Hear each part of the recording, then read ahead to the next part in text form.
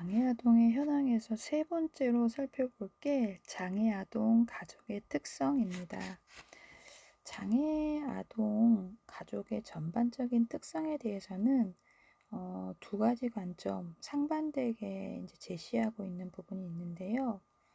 먼저 장애아동 가족이 높은 스트레스와 갈등을 경험하는 것으로 간주하는 관점입니다. 많은 가족들이 장애 아동의 출생으로 인하여 상실감과 충격, 분노, 슬픔, 무기력감을 경험하게 되는데요.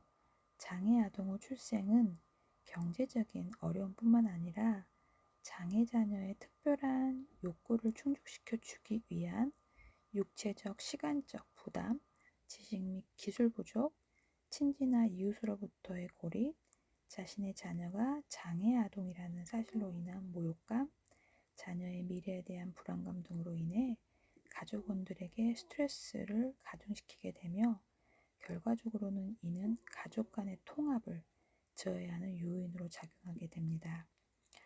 장애의 원인이 임신 및 출산 과정에서의 문제라고 생각하는 경우 자녀의 장애가 자신의 잘못 때문이라는 죄책감으로 인해 이러한 문제는 더욱 가중이 되게 됩니다.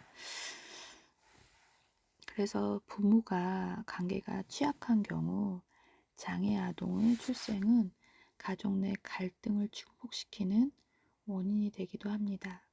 실제로 장애 아동 어머니의 과반수 이상이 우울 증상을 보이는 것으로 나타났고요.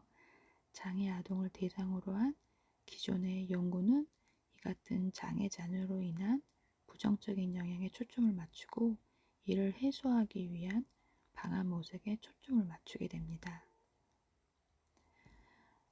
장애 아동의 부모뿐만 아니라 형제도 장애 형제와 상호작용에 대한 막연한 두려움과 자신이 건강하다는 사실에 대한 죄책감, 미래에 대한 장애 자녀를 출산할지도 모른다는 불안감을 가지고 있고요.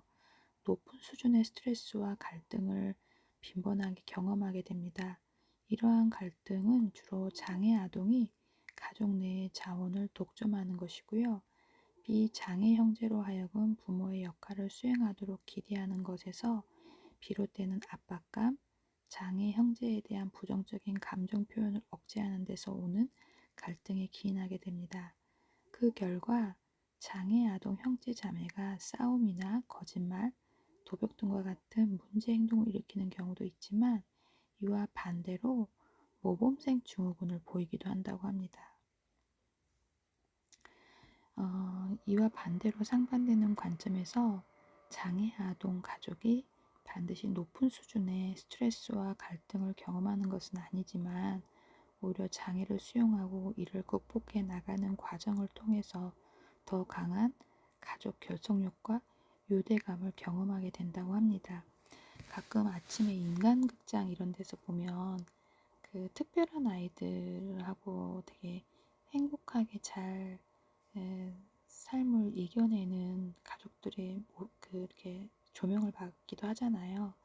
그래서 그런 유대감에 대한 경험들, 실제로 장애 아동으로 인해 비장애 형제가 보다 빨리 성숙하고 가치 있는 인생관을 갖는다고 해요. 그래서 고위험에 처한 가족의 경우 가족 해체가 일어나기도 하지만 그렇지 않은 가족에서 보다 결속력이 강해져서 성공적인 적응이 가능하다는 것입니다. 따라서 최근 연구들은 가족으로 하여금 이러한 적응성을 높여주는 요인이 무엇인지 초점을 맞추게 되고요. 그 가운데 대표적인 개념이 가족 탄력성이라는 것입니다. 복지 분야에서는 장애 아동 가족에 대한 기존의 결점 모델에서 강점 모델로 초점을 맞추는 경향이 있고요. 강점 모델에서는 장애 아동 가족의 높은 스트레스 수준의 결점보다는 높은 가족 탄력성의 강점에 초점을 맞추어 의사소통 기술이나 문제 해결 능력을 훈련시킴으로써 장애 아동이 자신의 역량을 발휘해 나가도록 돕게 되는 것입니다.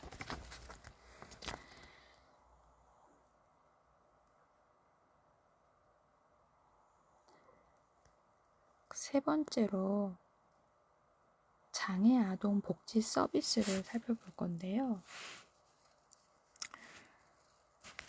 우리나라 장애인 복지법에는 장애인 거주시설, 장애인 지역사회 재활시설, 장애인 직업재활시설, 장애인 의료재활시설, 그 밖에 대통령령으로 정하는 시설 등의 장애인 복지시설을 규정하고 있는데요. 이러한 시설을 통해서 장애 아동에게 다양한 복지 서비스를 제공하고 있습니다. 장애 아동 복지 지원법에서는 의료비 지원, 보조기구 지원, 발달 재활 서비스 지원, 보육 지원, 가족 지원 등을 규정하고 있는데요. 그 첫 번째가 장애 아동 거주 서비스입니다. 장애 아동 거주 서비스는 주로 장애 아동이 거주 시설을 통해 이루어지는데요.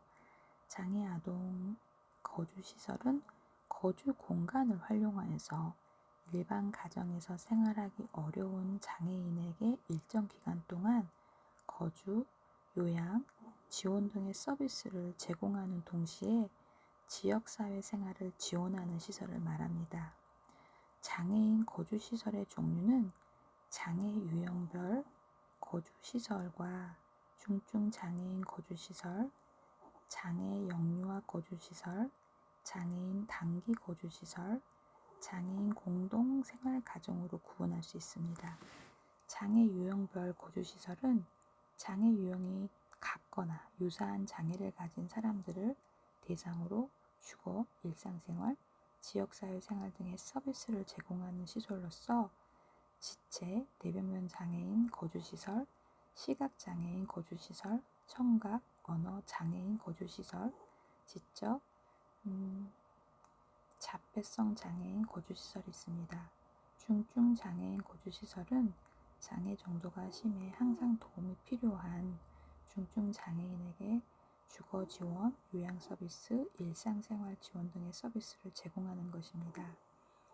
장애인 단기 거주시설은 보호자의 일시적 부재 등으로 도움이 필요한 장애인에게 단기간 주거 서비스, 일상생활 지원 서비스, 지역사회 생활 서비스를 제공하고 장애인을 돌보는 보호자에게 단기간 휴식을 제공하는 시설입니다. 장애인 공동생활 가정은 지역사회 내 일반 주택을 이용하여 장애인들이 스스로 사회에 적응하도록 가정생활, 사회생활 등 자립생활을 지원하는 주거시설이기도 합니다. 장애 영유아 거주시설은 6세 미만의 장애 영유아를 보호하고 재활에 필요한 주거, 일상생활, 지역사회생활, 요양 등의 서비스를 제공하는 시설입니다.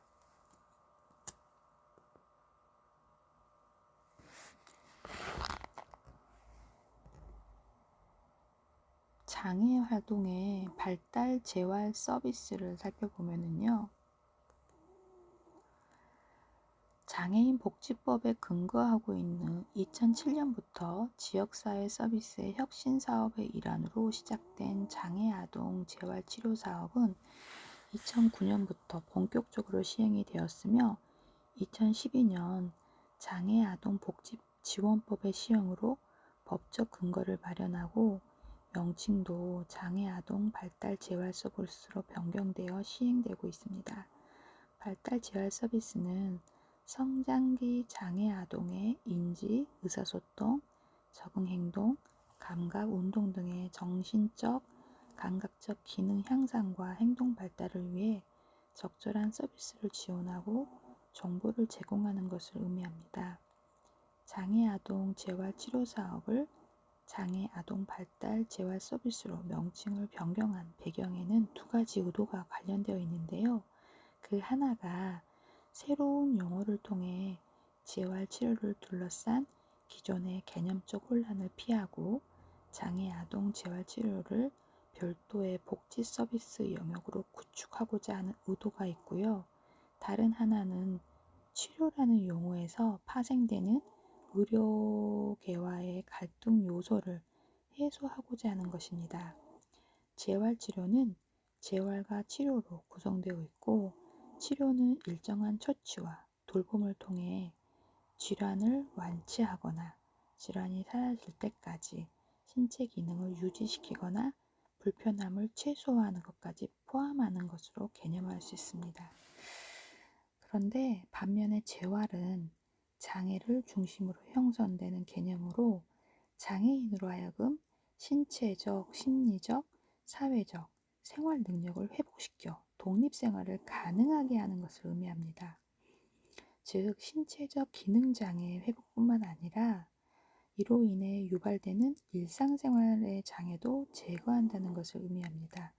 따라서 넓은 의미의 재활치료는 장애인으로 하여금 최적의 신체적, 감각적, 지능적, 심리적, 사회적 수준을 성취하고 유지할 수 있도록 수행하는 모든 활동을 의미하며, 좁은 의미의 재활치료는 주로 약물이나 수술을 통해 이루어지는 의료 중심적 치료와는 달리 신체 기능을 회복하고 유지하기 위해 활동을 중지하고 물리적 자극을 통해 치료하는 것을 의미합니다. 재활치료에는 운동치료, 작업치료, 언어치료 등이 포함되며 넓게는 심리치료, 미술치료, 행동치료 등도 포함됩니다. 장애 아동에게 제공되는 발달 재활 서비스를 치료 내용과 방법 등에 따라 구분해 보면, 우리나라의 보건의료법 체계에 근거하여 의사가 지도가 필요한 물리치료와 작업치료는 의료적 재활에 해당하고, 운동치료, 심리치료, 미술치료, 행동치료 등은 비의료적 성격의 재활치료로 구분할 수 있습니다. 그래서 장애 아동 발달 재활 서비스는 이 가운데 비의료적 재활 서비스만을 대상으로 하게 됩니다. 발달 재활 서비스는 대상자에게 바우처를 지정하도록 해서 발행하고, 그 지정된 서비스 제공기관에서 바우처를 사용하여 재활 치료를 받을 수 있도록 하고 있는 부분입니다. 서비스 이용 가능 대상은 전국 가구 중위소득의 180% 이하의 가정의 만 18세 미만 장애 아동이며, 소득별로 차등 지원하고 있습니다. 발달 재활 서비스 제공기관 유형은 언어재활기관이 1359개소로 가장 많았고요. 서비스의 이용은 지적장애 유형이 가장 높은 비율을 차지하는 것으로 나타났습니다. 장애 아동 의료 재활 서비스를 살펴보면요. 장애 아동 의료 재활 서비스는 주로 장애 아동 의료 재활 시설을 통해서 이루어지는데요. 장애 아동 의료 재활 서비스는 장애 아동을 입원 또는 통원하게 하여 상담, 진단, 판정, 치료 등 의료 재활 서비스를 제공하는 것으로, 장애 아동에게 1차적으로 요구되는 필수 불가결한 기초 재활 사고입니다. 세계보건기구에서는 의료 재활을 질병이나 사고로 인한 후유증, 만성질환 등 치료기간이 장기화되기 쉬운 환자의 치료를 적극적으로 촉진시키며, 치료와 더불어 물리적, 심리적 수단을 보완하여 의료적 조치를 행하는 것으로 정의하게 됩니다. 이는 장애가 있는 개인의 신체적, 정신적, 경제적, 사회적으로 최대한의 능력을 발휘할 수 있도록 회복시키기 위한 사회적 원조를 의미하는 것으로, 의학적으로는 예방의학, 치료의학에 이어 제3의 의학이라고도 합니다. 장애 아동을 대상으로 한 의료재활 서비스 지원 사업은 교육부에서 치료라는 명칭으로 수행되고 있는데요. 치료 지원은 2007년 특수교육진흥법이 장애인 등에 대한 특수교육법으로 변경되면서 특수교육의 범주로 이루어져 왔던 치료교육이 특수교육의 범주에서 제외되고 특수교육에 관련 서비스의 한 부분으로 전환하게 된 것입니다. 그래서 2013년 치료교육 활동이라는 특수교육에서 완전히 사라지고 치료 지원으로 적용됩니다. 의료재활 서비스의 방법으로는 손상 부분을 치료함으로써 기본적인 기능장애를 개선하는 것, 기능장애 개선에 한계가 있는 경우 다른 기능을 훈련시키거나 재활보조기구 등을 활용하여 기능장애를 대체하는 것, 장애인이 자립생활을 할 수 있도록 주변 환경 개선을 위한 의료적 자문을 하는 것과 같은 방법이 있습니다. 치료 지원 유형별 대상자는 물리치료가 가장 많고 다음으로는 작업치료가 나타났다고 합니다. 네 번째로 장애아동 직업재활 서비스인데요. 장애아동 직업재활 서비스는 주로 장애아동 직업재활시설을 통해서 이루어집니다. 장애아동 직업재활시설은 일반 작업 환경에서 일하기 어려운 장애인이 특별히 준비된 작업 환경에서 직업훈련을 받거나 직업생활을 할 수 있도록 하는 시설을 말합니다. 직업재활은 장애인이 자신의 능력에 맞는 직업을 얻고 이를 유지할 수 있도록 하기 위한 직업훈련과 직무지도, 취업 알선 등과 같은 일련의 활동으로 이루어지며 여기에는 자신의 능력과 적성에 맞는 직업을 갖도록 도와주는 직업 상담으로부터 직업 배치 후에 사후 지도에 이르는 모든 과정이 포함되게 됩니다.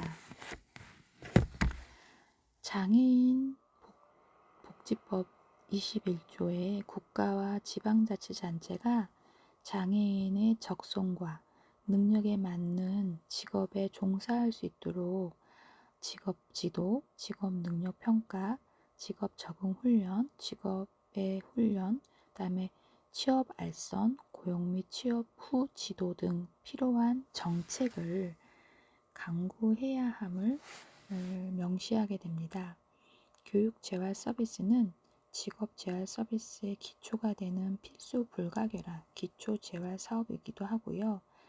교육재활은 일반 학교에서 교육받기 어려운 장애 아동을 위해 특수학교나 특수학급을 마련해주고 각 장애의 특성에 맞는 교육과정에 따라 교육을 실시하는 것을 의미합니다. 장애인복지법 제20조에는 국가 지방자치단체가 사회통합의 이념에 따라서 장애인이 연령, 능력, 장애의 종류 및 정도에 따라 충분히 교육받을 수 있도록 교육 내용과 방법을 개선하는 등 필요한 정책을 강구하여야 함을 명시하게 됩니다. 이에 따라서 특수학교와 일반 학교 내 특수학급의 수는 꾸준히 증가하여서 2018년 특수학교의 수는 전국적으로 175개, 일반 학교 내 특수학급의 수는 1676개에 달하는 것으로 나타났다고 합니다. 2007년에 장애인 등에 대한 특수교육법이 제정되면서 통합교육제도의 발판이 마련이 되는데요. 특수아동 통합교육이란 특수아동이 특수학교가 아닌 일반 학교에서 일반 아동과 함께 동일한 환경에서 동등하게 교육을 받을 수 있도록 하는 것을 의미하게 합니다.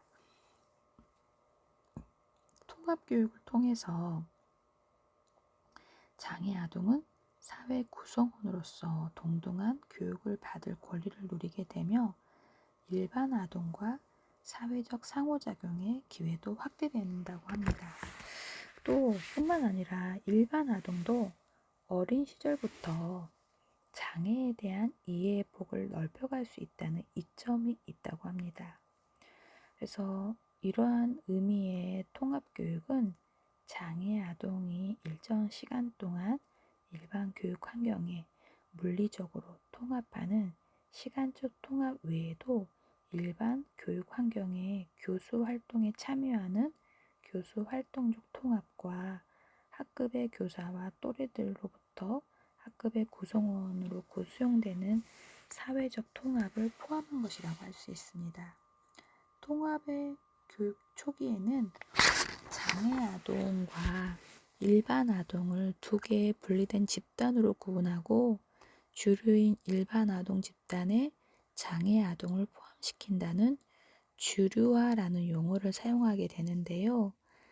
최근의 통합교육에서는 처음부터 상호 분리된 하나의 집단으로 인식하고 함께 교육한다는 통합의 개념을 강조하게 됩니다.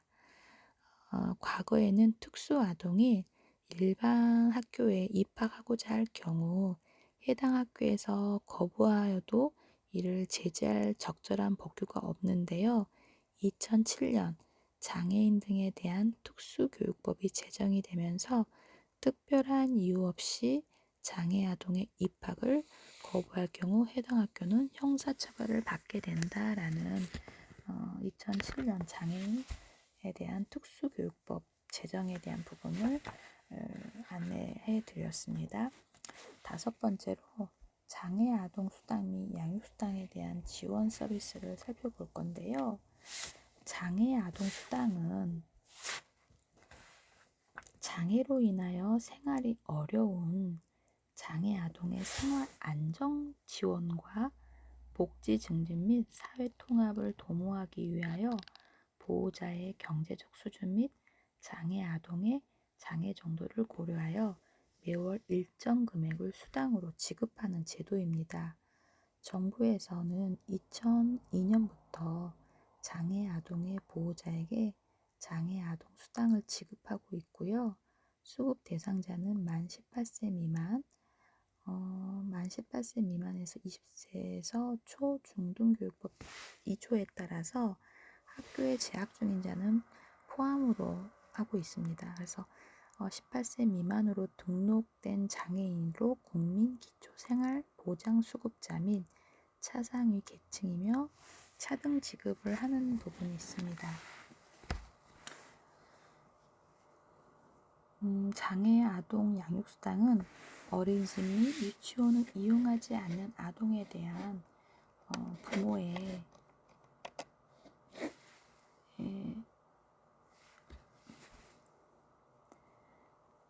양육 비용 부담 경감을 통해서 정부 지원의 형평성 문제 해소 및 재가 아동의 건강한 성장 발달을 지원하기 위해 이루어지는 서비스이다라고 했는데요.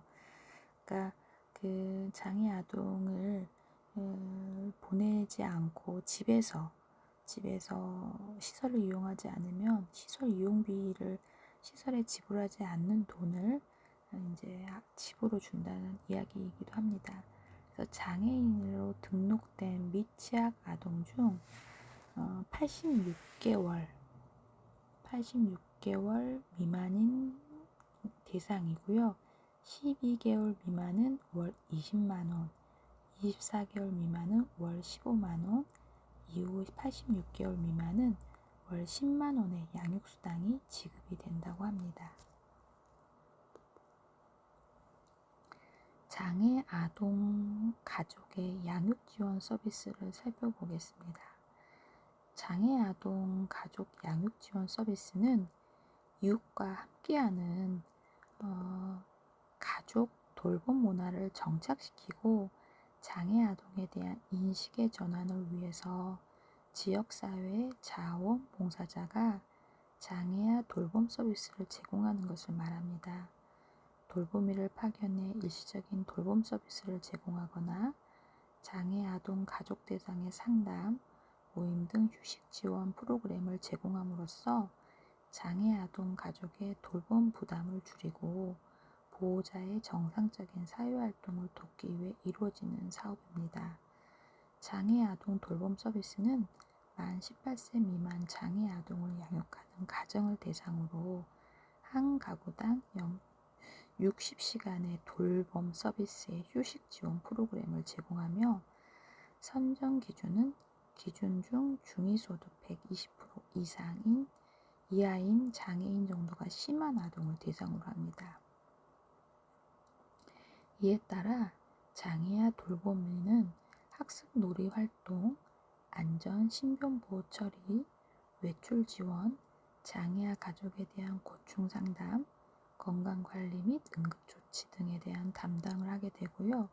휴식 지원 프로그램은 가족관계 회복 및 돌봄 부담 경감을 위해 장애아 가족문화, 교육 프로그램, 가족 캠프, 후 휴식 지원 프로그램을 운영하거나 돌보미를 통한 장애아 가족 상담 서비스, 또 생활지도 등을 제공하거나 자조 모임 결성을 지원하는 것입니다. 가족 상담 치료 프로그램이나 가족 교육 프로그램 등 가족 역량 강화를 위한 프로그램을 운영하기도 합니다. 네 번째로 장애 아동 복지 사업의 개선 방안을 살펴보겠습니다.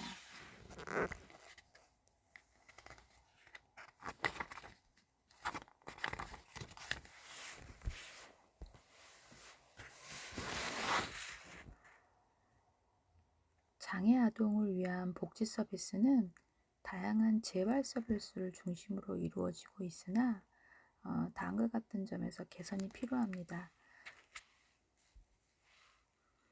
정부 차원의 체계적인 개입과 홍보가 필요하고요.